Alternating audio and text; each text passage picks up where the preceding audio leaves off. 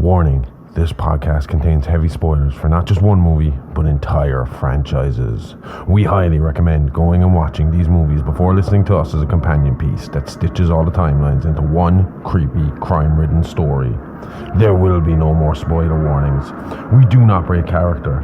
After this, there is no turning back. You've been warned. Hit the music. You are talking about the nonsensical ravings of a lunatic mind. It's alive! It's alive! It's alive! It's alive!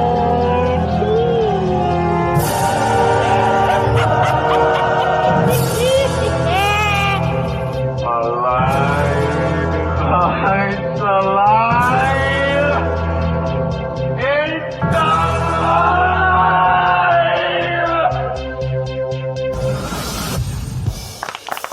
Hello and welcome to It's Alive podcast. This is a true crime, paranormal, interstellar podcast covering unbelievable stories that sound like they were ripped straight from the pages of a Hollywood script. I'm your host, the man of many names, the outlaw Harley Ray, the bruiser Bronson, Dr. H.R. Smokenstein, THC, or you can call me Josh for short. And with me as always is my very own Scream Queen, the perfect combination of beauty and brains, the bride of Smokenstein, the India horror, the expert of guts and gore, the gorgeous, sexy Aimee Rose. How you doing this week, pretty lady? Good, even though you've been keeping me in suspense with the Herbert West story. I knew I'd win you over. With what? The zombie stuff? Yeah, admit it, you're a believer now. You have finally joined the Zombie Nation! No. Whatever progress you made in part one was completely undone by Herbert West. I love the story though, and I do want to know how it ends for old Herbie. It's just because you don't know the full story yet. You need to know the whole West tale to really understand the science behind the art of reanimation. I can't see it happening. It's all a bit too far-fetched for me, to be honest. Why? I mean, you see the reagent drug only works on the immediately dead. Is it any different to shooting a shot of adrenaline into someone's heart who's just gone into cardiac arrest or their heart has stopped? When you phrase it like that, no. It sounds perfectly plausible, but that's the problem with the conspiracist argument. You phrase a story in a way that suits your narrative. Like, yes, it sounds like a similar practice to giving someone in cardiac arrest a shot of adrenaline to kickstart their heart. Yeah? Yeah, but you fail to mention that as part of this conspiracy theory, the reagent only revives a fresh corpse to a somewhat cognizant state. The not-so-fresh bodies also return to life and continue to move and attack. Their brains too fried from lack of oxygen to ever function correctly again. I've been doing my research, so I might have one or two tales for you too this week. Interesting. Okay. So are you going to get on with it? I want to know what happens in my stories. I'm dying to know if Herb and Dan hook up before the end. I mean, you could really feel the sexual tension in the story. See, now I know you're not taking the zombie threat seriously. And what if they were a couple? Maybe they bonded over the dissection table one night and realised they were soulmates. They didn't believe in souls. It's the whole basis of the work, so that would make them cellmates.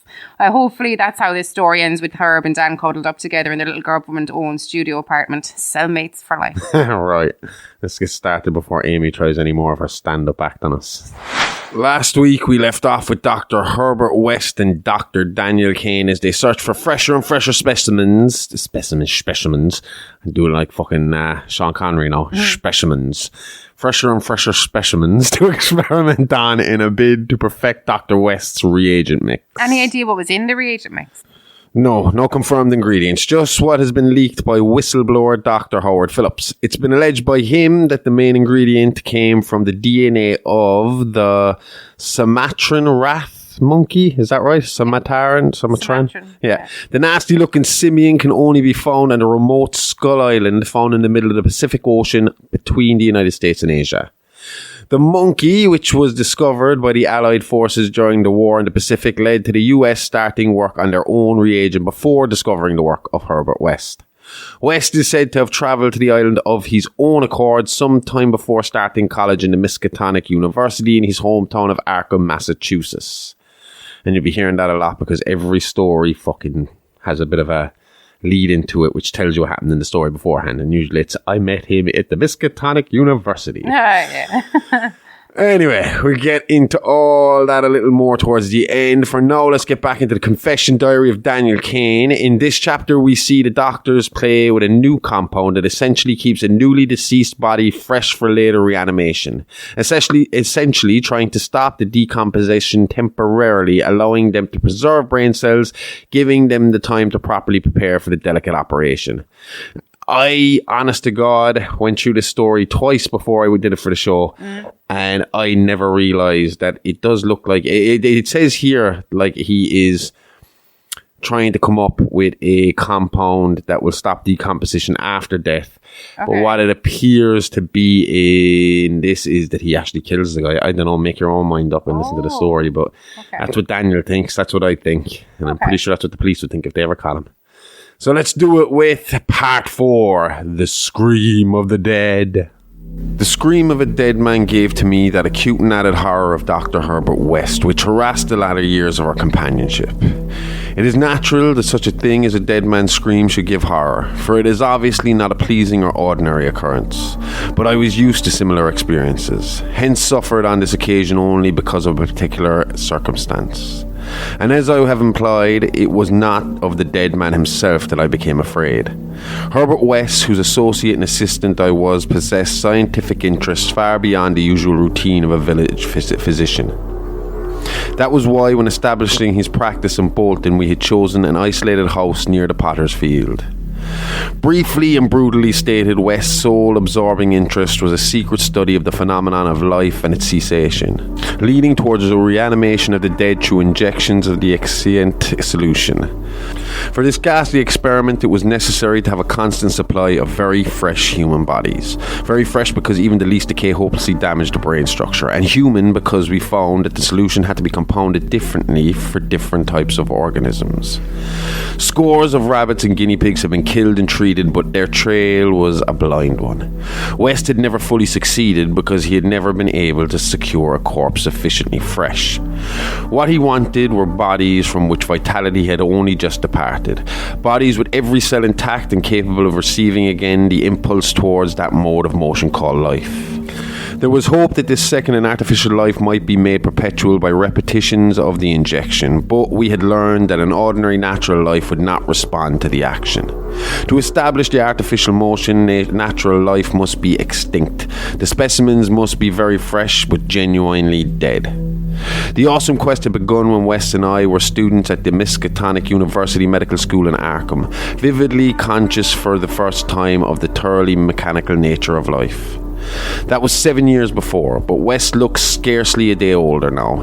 He was small, blonde, clean-shaven, soft-voiced and spectacled, with only an occasional flash of a cold blue eye to tell of the hardening and growing fanaticism of his character under the pressure of his terrible investigations.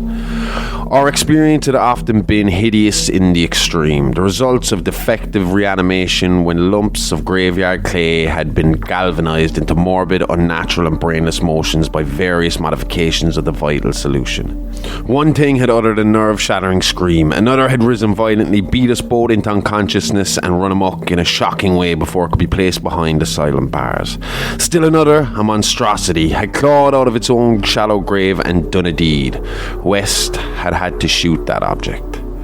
We could not get bodies fresh enough to sow any trace of reason when reanimated, so had perforce created nameless horrors. It was disturbing to think that one, perhaps two, of our monsters still lived. That thought haunted us shadowingly, till finally West disappeared under frightful circumstances.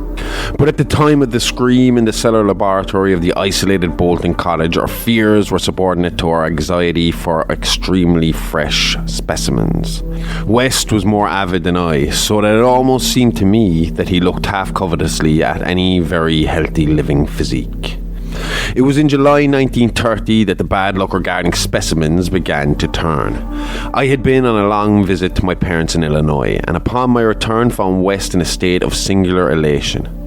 He told me excitedly, in all likelihood solved the problem of freshness through an approach from an eternally new angle, that of artificial preservation. I had known that he was working on a new and highly unusual embalming compound and was not surprised that it had turned out well, but until he had explained the details I was rather puzzled as to how such a compound could help in our work, since the objectionable staleness of the specimens was largely due to delay occurring before we secured them. This, I now saw, West had clearly recognised, creating his embalming compound for future rather than immediate use, and trusting to fate to supply again some very recent and unburied corpses, as it had years before when we obtained the fighter killed in the Bolton. At last fate had been kind, so that on this occasion there lay in the secret cellar laboratory a corpse whose decay could not by any possibility have begun. What would happen on reanimation, and whether we could hope for a revival of mind and reason, West did not venture to predict. The experiment would be a landmark in our studies, and he had saved the new body for my return, so that both might share the spectacle in a custom fashion. West told me how he had obtained the specimen. It had been a vigorous man, a well-dressed stranger, just off the train on his way to transact some business with the Bolton Worstead Mills. The walk through the town had been long, and by the time the traveller paused at our cottage to ask the way to the factories, his heart had become greatly overtaxed. He had refused the stimulant and had suddenly dropped dead only a moment later. The body, as might be expected, seemed to West a heaven-sent gift. In his brief conversation, the stranger had made it clear that he was unknown in Bolton, and a search of his pocket subsequently revealed him to be one Robert Levitt of St. Louis, apparently without a family to make instant inquiries about his disappearance. If this man could not be restored to life, no one would know of our experiment. We'd buried our materials in a dense strip of woods between the house and a potter's field. If, on the other hand, he could be restored, our fame would be brilliantly and perpetually established. So without delay, West had injected into the body's wrist the compound which would hold it fresh for use after my arrival. The matter of the presumably weak heart which, to my mind, imperiled the success of our experiment did not appear to trouble West extensively. He hoped at last to obtain what he had never obtained before, a rekindled spark of reason and perhaps a normal living creature. So on the night of July 18, 1930, Herbert West and I stood in the cellar laboratory and gazed at a white, silent figure beneath the dazzling arc light. The embalming compound had worked uncannily well, for as I stared fascinatingly at the sturdy frame which had lain 2 weeks without stiffening, I was moved to seek West's assurance that the thing was really dead. This assurance he gave readily enough, reminding me that the reanimating solution was never used without careful tests as to life, since it could have no effect if any of the original vitality were present. As West proceeded to take preliminary steps, I was impressed by the vast intricacy of the new experiment, an intricacy so vast that he could trust no hand less delicate than his own. Forbidding me to touch the body, he first injected a drug into the wrist just beside the place his needle had punctured when injecting the embalming compound. This, he said, was to neutralize the compound and release the system to a normal relaxation so that the reanimating solution might freely work when injected. Slightly later, when a change and a gentle tremor seemed to affect the dead limbs, West stuffed the pillow-like object violently over the twitching face, not withdrawing it until the corpse appeared quiet and ready for our attempt at reanimation. The pale enthusiast now applied some last perfunctory tests for absolute lifelessness, withdrew satisfied, and finally injected into the left arm an accurately measured amount of the vital elixir, prepared during the afternoon with a greater care than he would use since college days, when our feet were new and groping. I cannot express the wild, breathless suspense with which we waited for results on this first really fresh specimen, the first we could reasonably expect to open its lips in rational speech, perhaps to tell of what it had seen beyond the unfathomable abyss. West was a materialist, believing in no soul and attributing all working of consciousness to bodily phenomena. Consequently, he looked for no revelation of hideous secrets from gulfs and caverns beyond death's barriers. I did not wholly disagree with him theoretically, yet held vague instinctive remnants of a primitive faith of my forefathers, so that I could not help eyeing the corpse with a certain amount of awe and terrible expectation. Besides, I could not extract from my memory that hideous, inhuman shriek we heard on the night we tried our first experiment in the deserted farmhouse at Arkham. Very little time had elapsed before I saw the attempt was not to be a total failure. A touch of colour came to the cheeks, hither to chalk white, and spread out under the curiously ample stubble of sandy beard. West, who had his hand on the pulse of the left wrist, suddenly nodded significantly, and almost simultaneously a mist appeared on the mirror inclined above the body's mouth. There followed a few spasmodic muscular motions, and then an audible breathing and visible motion of the chest. I looked at the closed eyelids and thought I detected a quivering. Then the lids opened, suing eyes which were grey, calm and alive, but still unintelligent and not even curious. In a moment of fantastic whim, I whispered questions to the reddening ears, questions of other worlds of which the memory might still be present. Subsequent terror drove them from my mind, but I think the last one which I repeated was, "Where have you been?" I do not yet know whether I was answered or not, for no sound came from the well-shaped mouth. But I do know that at that moment I firmly thought the thin lips moved silently, forming syllables I would have vocalized as "only now," if that phrase had possessed any sense or relevancy.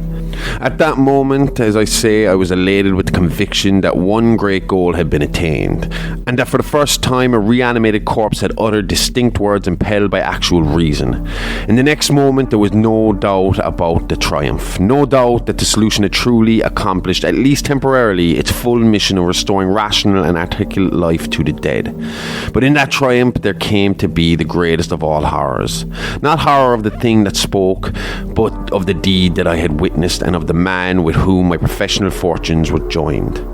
For that very fresh body, at last rising into full and terrifying consciousness, with eyes dilated at the memory of its last scene on earth, threw out its frantic hands in a life and death struggle with the air, and suddenly collapsing into a second and final dissolution from which there could be no return, screamed out the cry that will ring eternally in my aching brain. "Help! Keep off, you cursed little towhead fiend! Keep that damn needle away from me!"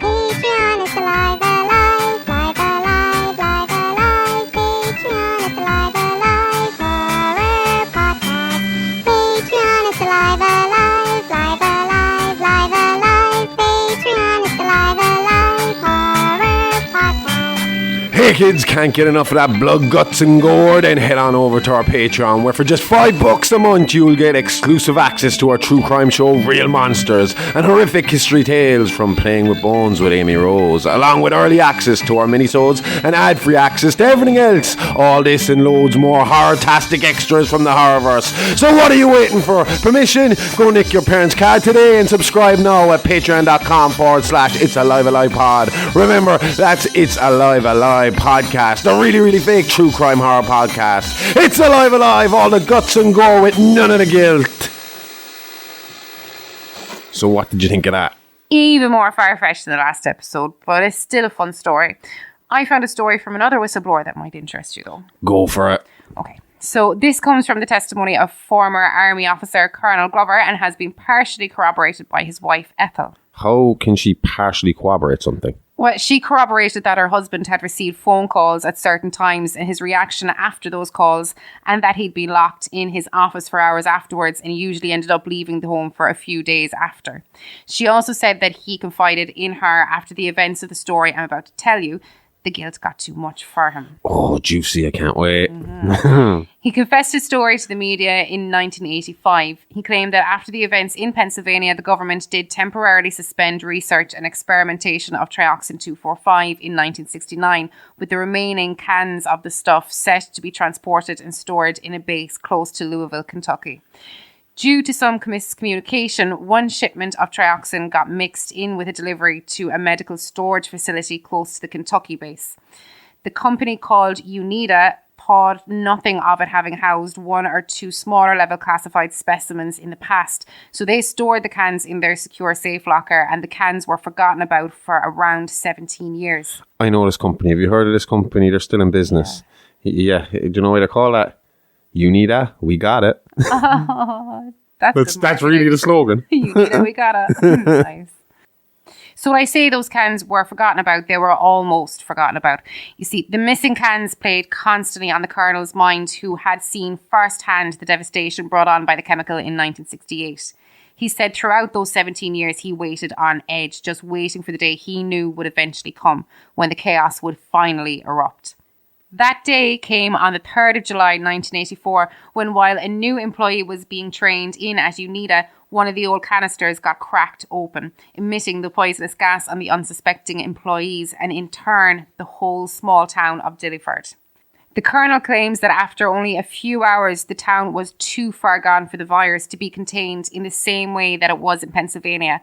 And with no other option available, the decision was made to wipe the whole town off the map, dropping the mini nuke you spoke of in part 1 on the town, then claiming the small town was a victim to a massive gas leak from the local gas distribution station, which ran in pipes to every home and business in the town. It was the primary source of heating in the town. Yeah, I've heard of the gas blast disaster at Dillyford, alright. Never heard of the trioxin link before, though. Even though I always did find it suspicious, and so did other conspiracy theorists, as to why people weren't allowed on that land anymore. Well, there you go. Radioactive. Wonder if you'd find... Oh, no, I was going to say, wonder if you'd find some zombies there, but I mean mutants. Mutants. Any mutants there? Oh, yeah, be If political. you find zombies there, they didn't do their job right. I thought you were just being politically correct. I forgot for a minute. No. Well, look, at least I know I've accomplished one thing today. If you're looking up your own your own research and digging into it a bit, then I know you're in the conspiracy world now. You're one of us. All I need now is a pot of bad coffee and a tinfoil hat, and I'll be fully part of the One of us, Google. Sounds like a pain in the hole finding bodies for his research. And do you think the last guy really died of a heart attack, or do you think West just took it upon himself to make a research specimen out of a stranger, especially if the guy really told him that he had no family? Oh, I think he definitely killed them. I mean, who tells someone they just met their whole life story? How could he have known this salesman had no family? I think he just told Kane that to keep him happy. What he doesn't know won't hurt him kind of logic. But I think that logic goes out the door after he put the pillow over the man's face at the end before he injected things. No, he never really specified that he was alive. Maybe he was just making sure. Maybe it was part of his... Because he always made 100% sure the body was dead before he put in the reagent. Okay. So maybe he was just making sure. But, I mean, it did look like it did sound like he killed them right in front of Kane. Yeah, maybe we should look into that. I mean, maybe West is an unidentified serial killer. I doubt it. I mean, I think he was responsible for more deaths, both directly and indirectly, but I don't think he liked killing. I'd say if he killed that salesman, it was probably his one and only kill until he went to work in the research facility. Okay. I think the proof for that is our next story, as West and Kane enter the Second World War in search of fresh specimens. And this one is called Part 5, The Horror from the Shadows. Many men have related hideous things not mentioned in print, which happened on the battlefields of the world's Second Great War. Some of these things have made me faint, others have convulsed me with devastating nausea, while still others have made me tremble and look behind me in the dark. Yet despite the worst of them, I believe I can myself relate to the most hideous thing of all, the shocking, the unnatural, and the unbelievable horror from the shadows. In 1939, I was a physician with the rank of First Lieutenant in the Canadian Regiment of the West Indies, one of many Americans to precede the government itself into the gigantic struggle. I had not entered the army on my own initiative, but rather as a natural result of the enlistment of the man whose indispensable assistant I was, the celebrated Boston surgical specialist Dr. Herbert West. Dr. West had been avid for a chance to serve as surgeon in a great war, and when the chance had come, he carried me with him almost against my will. There were reasons why I would have been glad to let the wars separate us, reasons why I found the practice of medicine and the companionship of West more and more irritating. But when he had gone to Ottawa and through a colleague's influence secured a medical commission as major, I could not resist the imperious persuasion of one determined that I should accompany him in my usual capacity. When I say that Dr. West was avid to serve in battle, I do not mean to imply that he was either naturally warlike or anxious for the safety of civilization. Always an ice-cold intellectual machine, slight, blonde, blue-eyed and spectacled, I think he secretly sneered at my occasional material enthusiasms and censures of supine neutrality. There was, however, something he wanted in the embattled Pacific, and in order to secure it, he had assumed a military exterior. What he wanted was not a thing which many persons want, but something connected with a peculiar branch of medical science which he had chosen quite clandestinely to follow, and in which he had achieved amazing and occasionally hideous results. It was, in fact, nothing more or less than an abundant supply of freshly killed men in every stage of dismemberment. Herbert West needed fresh bodies because his life work was to reanimate the dead. This work was not known to the fashionable clientele who had so swiftly built up his fame after his arrival in Boston, but was only too well known to me, who had been his closest friend and sole assistant since the old days in the Miskatonic University Medical School at Arkham. It was in these college days that he had begun his terrible experiments, first on small animals and then on human bodies shockingly obtained. There was a solution which he injected into the veins of dead things, and if they were fresh enough, they responded in strange ways. He had had much trouble in discovering the proper formula, for each type of organism was found to need a stimulus especially adapted to it. Terror stalked him when he reflected on his partial failures, nameless things resulting from imperfect solutions or from bodies insufficiently fresh. A certain number of these failures had remained alive. One was in an asylum while others had vanished. And as he thought of conceivable yet virtually impossible eventualities, he often shivered beneath his usual stolidity. West had soon learned that absolute freshness was the prime requisite for useful specimens, and had accordingly resorted to frightful and unnatural expeditions in body snatching. In college and during our early practice together in the factory town of Bolton, my attitude towards him had been largely one of fascinated admiration. But as his boldness and methods grew, I began to develop a gnawing fear. I did not like the way he looked at healthy living bodies, and then there came a nightmarish session in the cellar laboratory when I learned that a certain specimen had been a living body when he secured it. That was the first time he had ever been able to revive the quality of rational thought in a corpse, and his success obtained at such a loathsome cost had completely hardened him. Of his methods in the intervening 5 years I dare not speak. I was held to him by sheer force of fear and witnessed sights that no human tongue could repeat. Gradually, I came to find Herbert West himself more horrible than anything he did. That was when it dawned on me that this once normal scientific zeal for prolonging life had subtly degenerated into a mere morbid and ghoulish curiosity and secret sense of charnel picturesqueness. His interest became a hellish and perverse addiction to the repellently and fiendishly abnormal.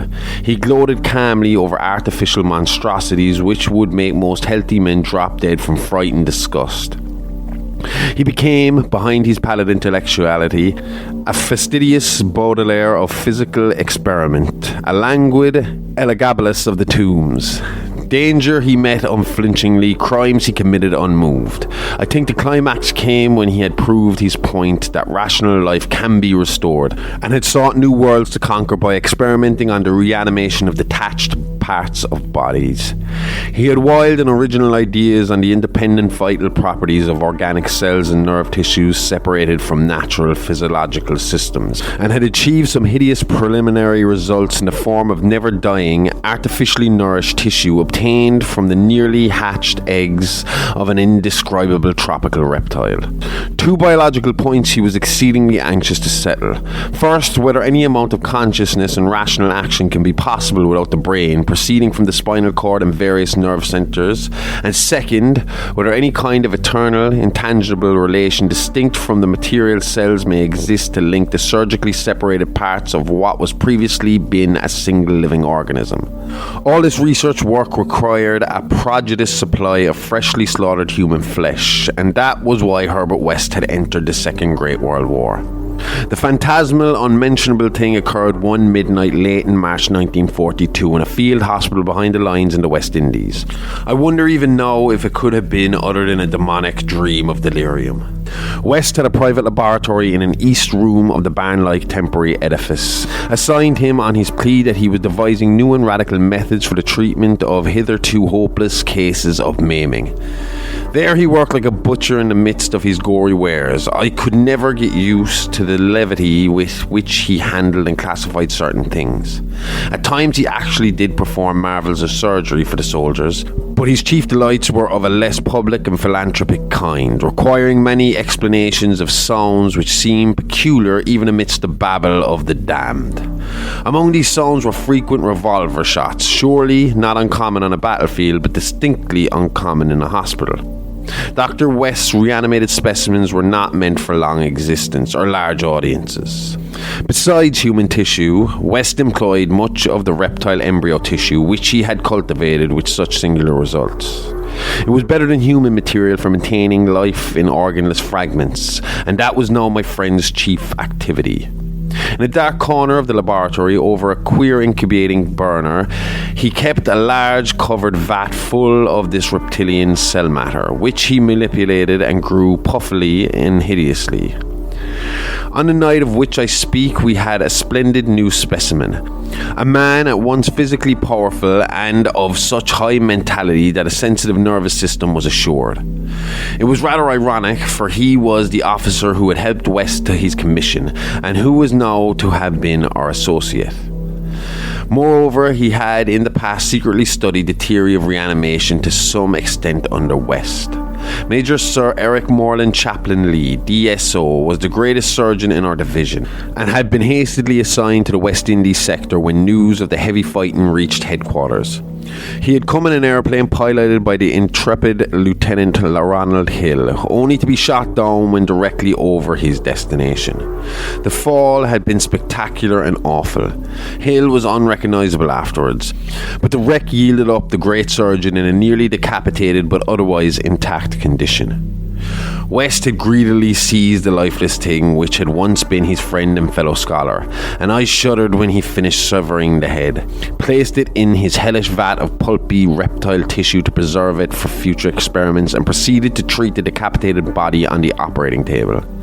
He injected new blood, joined certain veins, arteries and nerves at the headless neck, and closed the ghastly aperture with engrafted skin from an unidentified specimen which had borne an officer's uniform.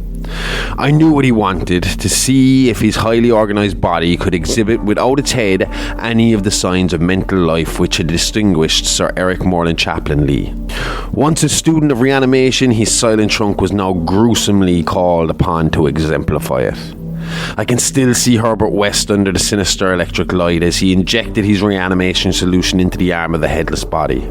The scene I cannot describe. I should faint if I tried it.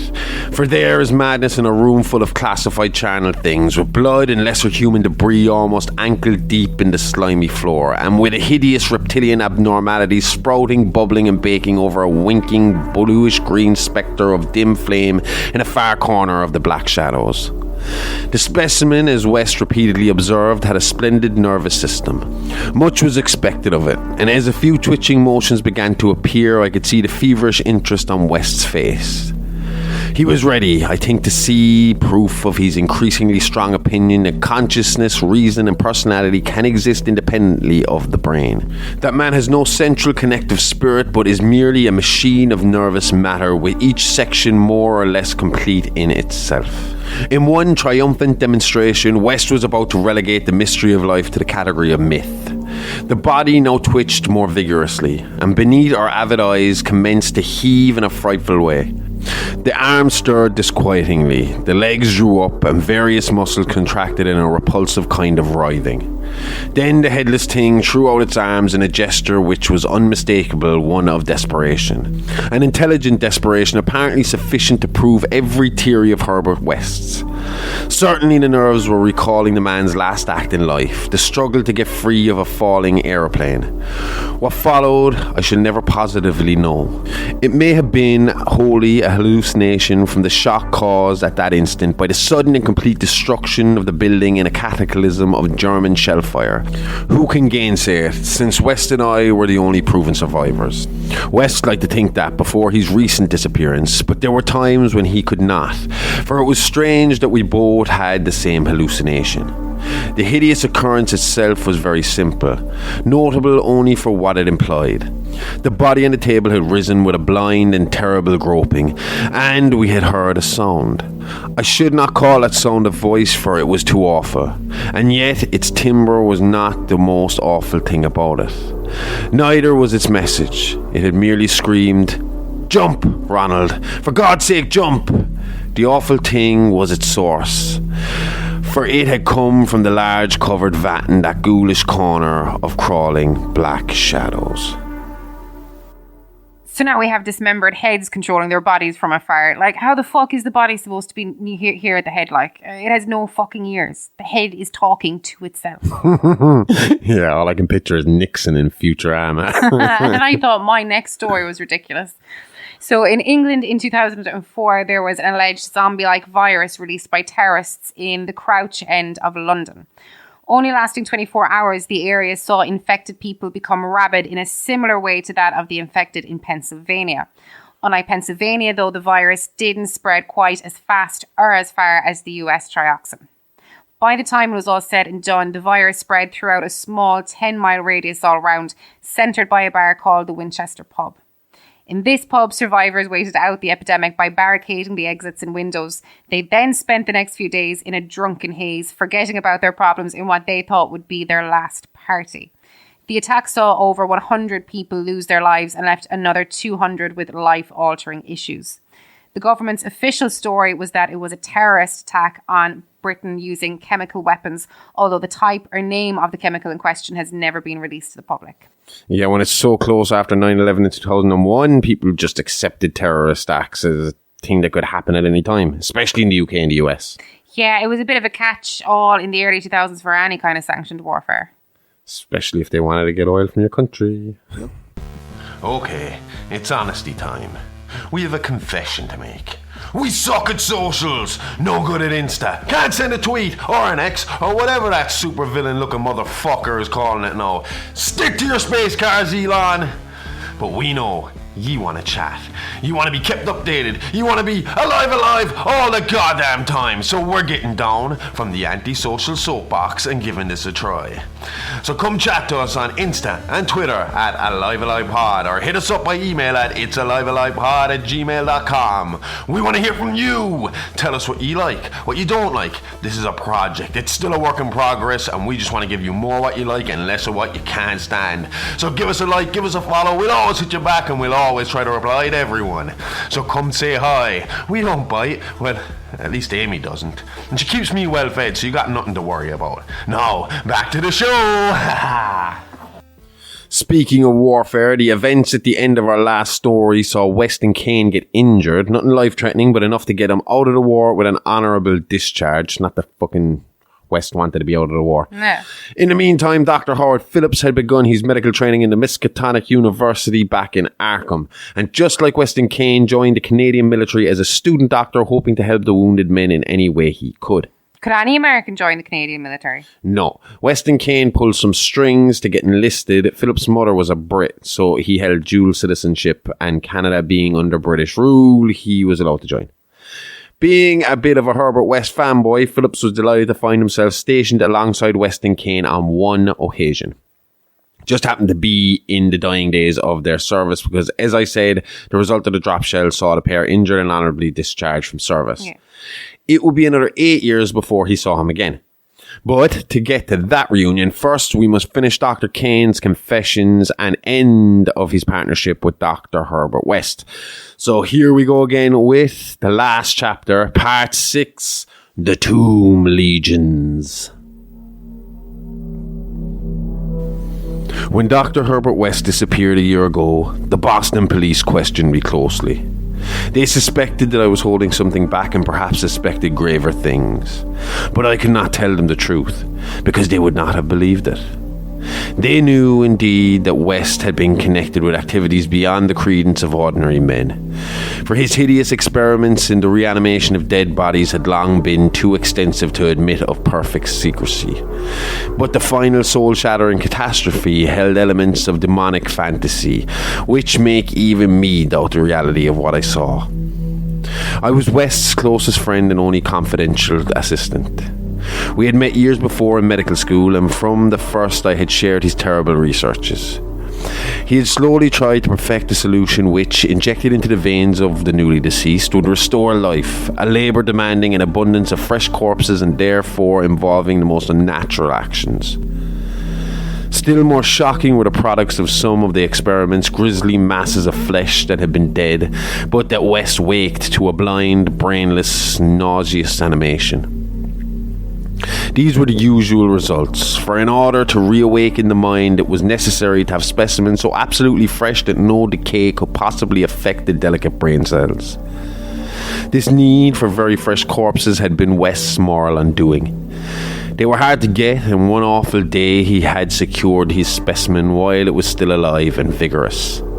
A struggle, a needle and a powerful alkaloid had transformed it to a very fresh corpse, and the experiment had succeeded for a brief and memorable moment. But West had emerged with a soul calloused and seared, and a hardened eye which sometimes glanced with a kind of hideous and calculating appraisal at men of especially sensitive brain and especially vigorous physique. Towards the last, I became acutely afraid of West, for he began to look at me that way. People did not seem to notice his glances, but they noticed my fear, and after his disappearance used that as a basis for some absurd suspicions. West, in reality, was more afraid than I, for his abominable pursuits entail a life of fruitiveness and dread of every shadow. Partly it was the police he feared, but sometimes his nervousness was deeper and more nebulous, touching on certain indescribable things into which he had injected a morbid life, and from which he had not seen that life depart. He usually finished his experiments with a revolver, but a few times he had not been quick enough. There was that first specimen on whose rifle grave marks of clawing were later seen. There was also that Arkham professor's body which had done cannibal things before it had been captured and thrust unidentified into a madhouse cell at Sefton, where it beat the walls for 16 years. Most of the other possibly surviving results were things less easy to speak of, for in later years West's scientific zeal had degenerated to an unhealthy and fantastic mania, and he had spent his chief skill in vitalizing not entire human bodies but isolated parts of bodies, or parts joined to organic matter other than human. It had become fiendishly disgusting by the time he disappeared. Many of the experiments could not even be hinted at in print. World War II, through which both of us served as surgeons, had intensified this side of West. In saying that West's fears of his specimen was nebulous, I have in mind particularly its complex nature. Part of it came merely from knowing of the existence of such nameless monsters, while another part arose from apprehension of the bodily harm they might under certain circumstances do to him. Their disappearance added horror to the situation. Of them all, West knew the whereabouts of only one, the pitiful asylum thing. Then there was a more subtle fear, a fantastic sensation resulting from a curious experiment in the Canadian Army in 1942. West, in the midst of a severe battle, had reanimated Major Sir Eric Moreland Chaplain Lee DSO, a fellow physician who knew about his experiments and could have duplicated them. The head had been removed so that the possibilities of quasi-intelligent life in the trunk might be investigated. Just as the building was wiped out by the German shells, there had been a success.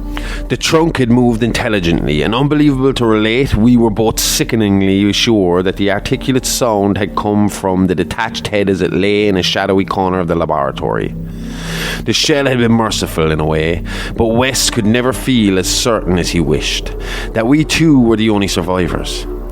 He used to make shuddering conjectures about the possible actions of a headless physician with the power of reanimating the dead.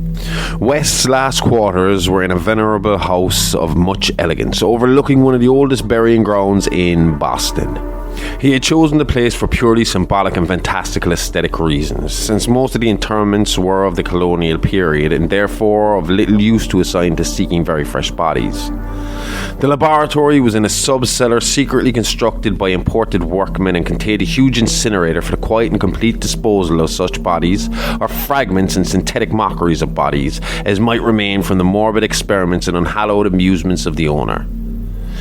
During the excavation of this cellar, the workmen had struck some exceedingly ancient masonry, undoubtedly connected with the old burying ground, yet far too deep to correspond with any known sepulchre terrain. After a number of calculations, West decided that it represented some secret chamber between the tombs of the Averils, where the last interment had been made in 1768. I was with him when he studied the nitrous, stripping walls laid bare by the spades and mattocks of the men, and was prepared for the gruesome thrill which would attend to the uncovering of centuried grave secrets. But for the first time, West's new timidity conquered his natural curiosity, and he betrayed his degenerating fibre by ordering the masonry left intact and plastered over. Thus it remained till that final hellish night, part of the walls of the secret laboratory. I speak of West's decadence, but must add that it was a purely mental and intangible thing.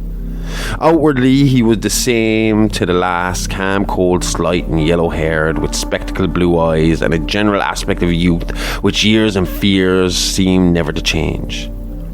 He seemed calm even when he thought of that clawed grave and looked over his shoulder, even when he thought of the carnivorous thing that gnawed and pawed at Sefton bars. The end of Herbert West began one evening in our joint study when he was dividing his curious glances between the newspaper and me. A strange headline item had struck at him from the crumpled pages, and a nameless titan clawed had seemed to reach down through 16 years. Something fearsome and incredible had happened at Sefton Asylum 50 miles away, stunning the neighbourhood and baffling the police.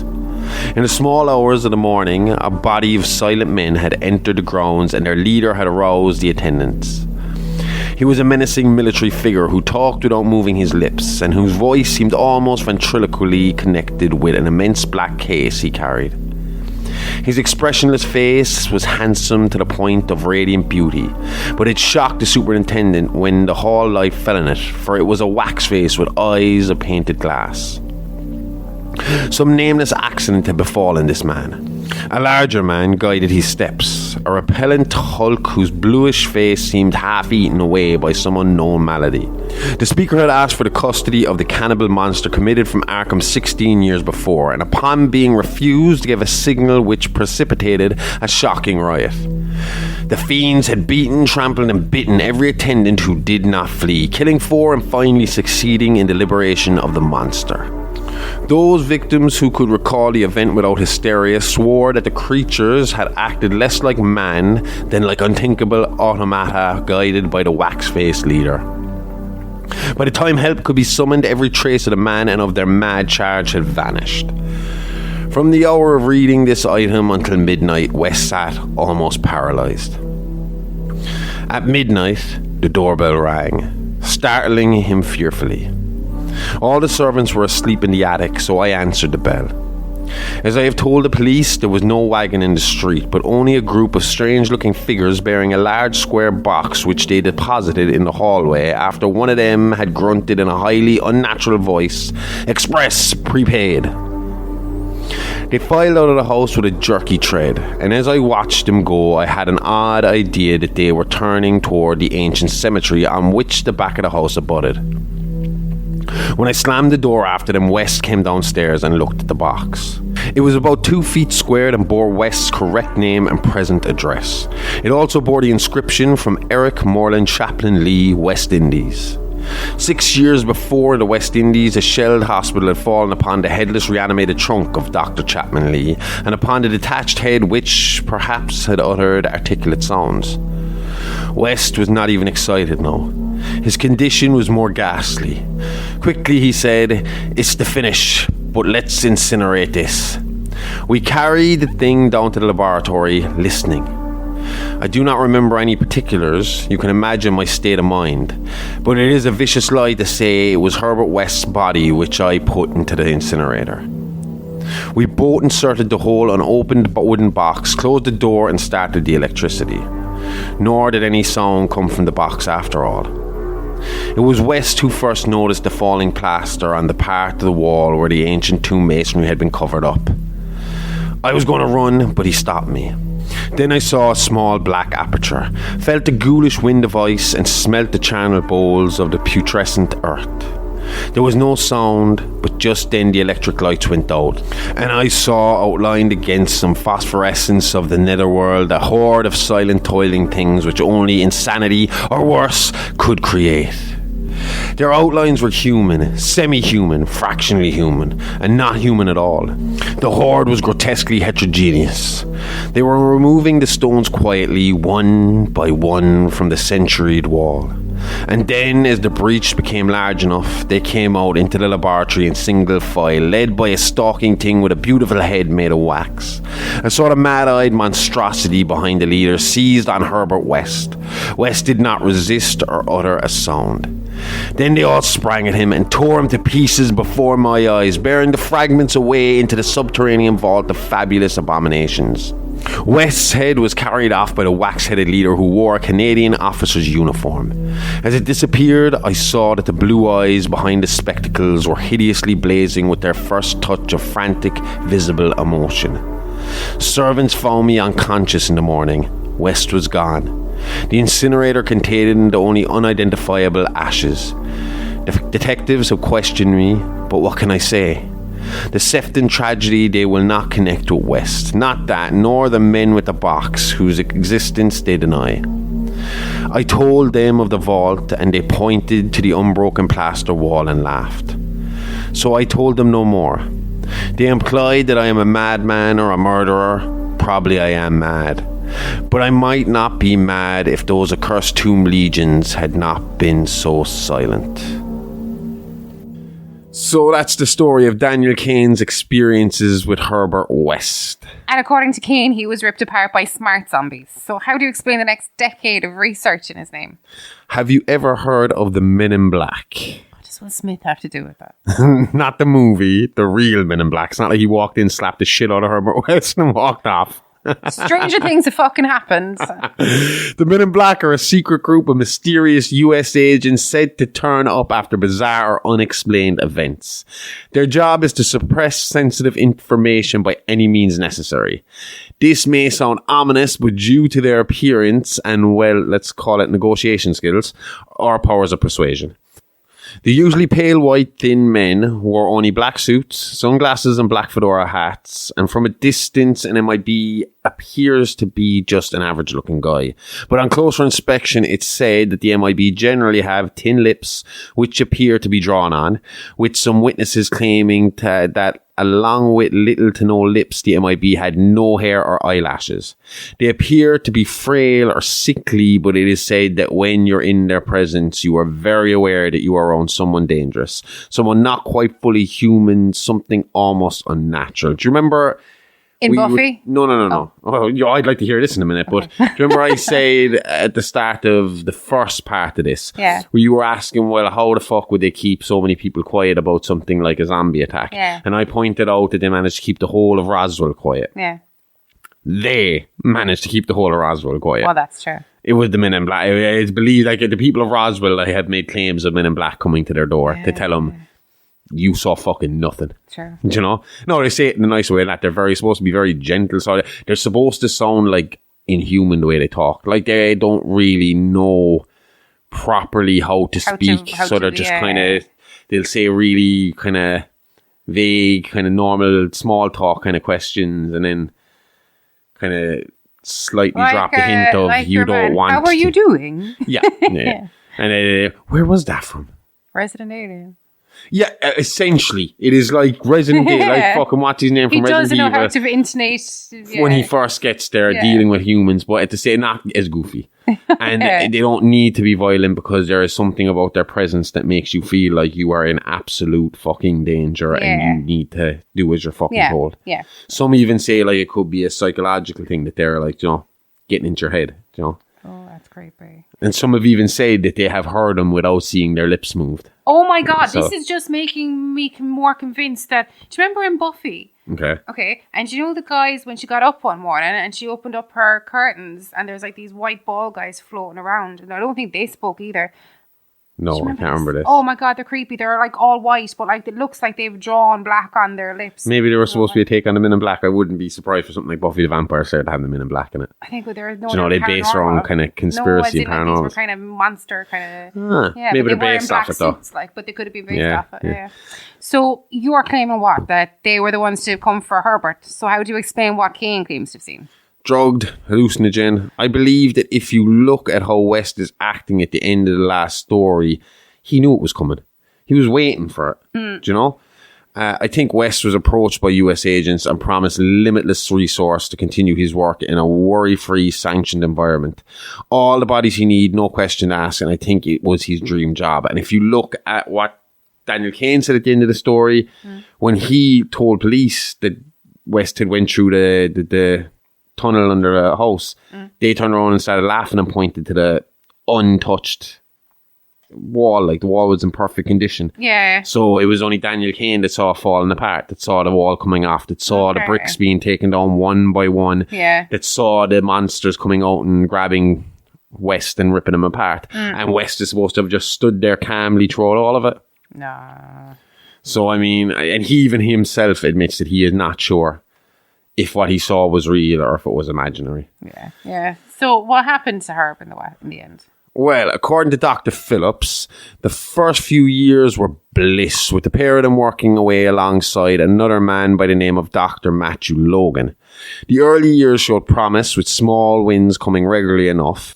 The main hurdle was the mind. Reanimating a body was easy, just stimulate the central nervous system and bang, they're up and moving, but with no mind came no control, and the specimen would always revert to a feral state, regardless of how fresh the corpse was. As Dr. Phillips put it, they could cure death, but not the trauma of the mind brought on by the experience. Yeah, it's poetic and all, but really it was the brain cells rapidly deteriorating after death that they couldn't cure. Yeah, pretty much. Okay. As the Cold War began to heat up, so did the need for more powerful weapons. This led the US government to shift plans. The doctors were making no progress with brain function restoration, so officials decided instead of seeing trioxin as a reagent, they would look at it as a potential weapon. Like you said in the last episode, they drop it onto the enemy men, infecting them and making them a problem for the enemy to clean up while the US invaded from another direction or afterwards while the enemy was weak. Yeah. Now, for all his faults, Herbert West was in this game to revive people and cure death. So he was less than impressed when he found out that the US was now using his research as a deadly weapon.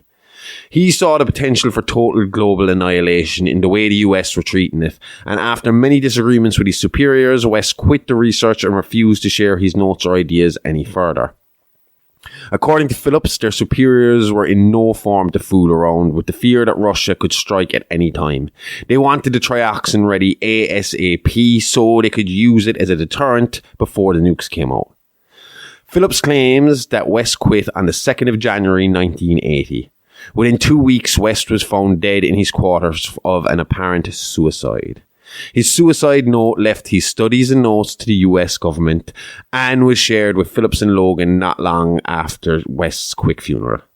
His body was cremated and his ashes scattered into the mountainside of the Everglades. All records of his existence were scrubbed by the US government and he was never mentioned in any official records again. Now, with all that said, I've detailed 3 incidents. You yourself have covered 2 more. Along with that, we have the history behind the reagent with Dr. Kane's confessions diary. So, has any of that done anything to sway your opinion on the possibility of The Walking Dead being possible? Yeah, maybe a little. I mean, it's always in the back of your head, isn't it? Of all the monsters in a cinematic world, like zombies have always been the most possible due to the fact that we've put great minds to work on the subject. Some for the love of discovery, some in search for more immortality, and some in the search for bigger, better weapons. You know what? I can live with that. I'll take it as a win and move on because 3 weeks of zombie talk has my brain fried and I'll come eating it soon if I don't fucking get done with it. I'm ready to get on to something new is what I'm saying. Yeah, like this was supposed to be a 1 week thing. Then it went to 2 and then 2 became 3. Trust me, it could have went a lot further. We've only scratched the surface of zombie conspiracy theories, and it's definitely something we will revisit again in the future. More zombies, can't wait. Until then, you know what to do. Follow us on socials at Alive Alive Pod and check out our Patreon. Not your Patreon, fuck your Patreon. No, we'll check out your Patreon. Check out our Patreon at It's Alive Alive Pod for great shows like our true crime show, Real Monsters, and Amy's great history podcast, Playing with Bones, along with classic episodes of Behind the Mask and early access to Creepypasta Crypt and Mini Monsters. All that, and you get ad-free access to our main show and the weekend update, all for just €5 a month. That's on Patreon at It's Alive Alive Pod. Until then, we'll be back next Wednesday with more tales from the horrorverse. It's Alive Alive Podcast, all the guts and gore with none of the guilt. See you all next time, same Alive Alive time, same horrorverse channel. Okay, love you, bye-bye.